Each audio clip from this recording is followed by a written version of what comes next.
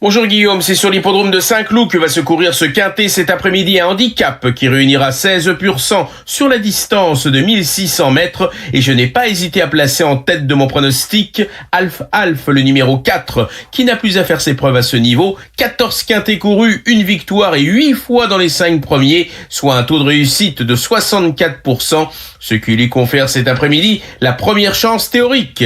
On lui opposera les numéros 1 Thiago The First, 11 No Limit Dream et 8 Krashkov, qui viennent tous les trois de conclure dans des handicaps similaires, non loin de Alf, mon favori, et à ce titre, ils méritent eux aussi de figurer assez haut dans une sélection. Enfin, les numéros 6 Pyramide, 7 Omicron, 12 Gentleman Beauty et 16 Rêve de Valarsa ont tous des arguments à faire valoir pour postuler à l'une des 5 premières places de ce quintet. Mon pronostic, 4, 1, 11, 8, 6, 7, 12 et 16. C'est noté, merci beaucoup Thierry Léger. Europe 1. 16h-18h, Pascal Pro et vous. Oui, du lundi au vendredi, 16h-18h sur Europe 1, on retrouve l'émission Pascal Pro et vous. Et oui, Pascal Pro revient avec ses invités et les chroniqueurs sur l'actualité, mais aussi bien sûr les auditeurs d'Europe 1.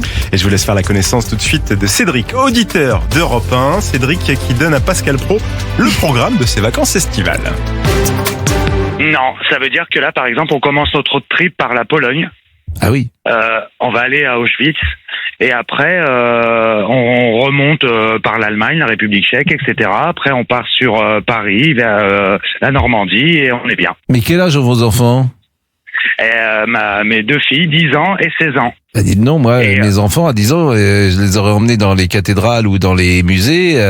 C'est pas ce qui leur aurait le plus qu'elles demandaient. C'était la plage, c'était l'océan, c'était la voile, c'était que sais-je. Mais c'est vrai que... moi, je pense que la meilleure façon d'apprendre l'histoire aux enfants, c'est d'aller visiter les choses et d'expliquer. Et la Normandie, c'était extraordinaire. C'est extraordinaire, la Normandie.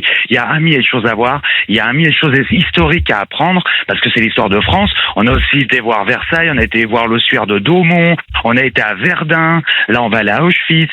Et mes filles qui au départ, vous avez raison Pascal, qui étaient pas très histoire, et ben finalement elles commencent à s'y intéresser. Et je trouve que c'est important pour la transmission de mémoire. Donc les vacances pour vous, c'est davantage visiter des lieux historiques plus qu'être à la plage à prendre le soleil. Prendre le soleil à la plage, je me mets dans mon jardin devant ma piscine, c'est pareil, je prends le soleil, j'ai de l'eau et on est bien. Mais je sais pas. Je veux dire, moi je respecte. Mais après, moi je suis né en Corse. Et nous on va pas à la plage au fait. Les gens du sud vont rarement à la plage. La plage c'est pour les touristes. Mais quel intérêt de passer ces journées sur une plage? Mais quel est l'intérêt? Il y a des gens qui aiment bien le soleil, qui aiment lire au soleil, qui aiment ne rien faire. Vous savez, moi, ça m'arrive de passer des journées à rien faire sur une plage et j'adore ça. Ouais, donc parce que vous faites assez au travail. Non, mais c'est vrai que alors ce que vos voyages sont très tentants. Hein. Franchement, j'adore ça, l'idée. D'ailleurs, vous partez comment? Vous faites un road trip en voiture? En voiture.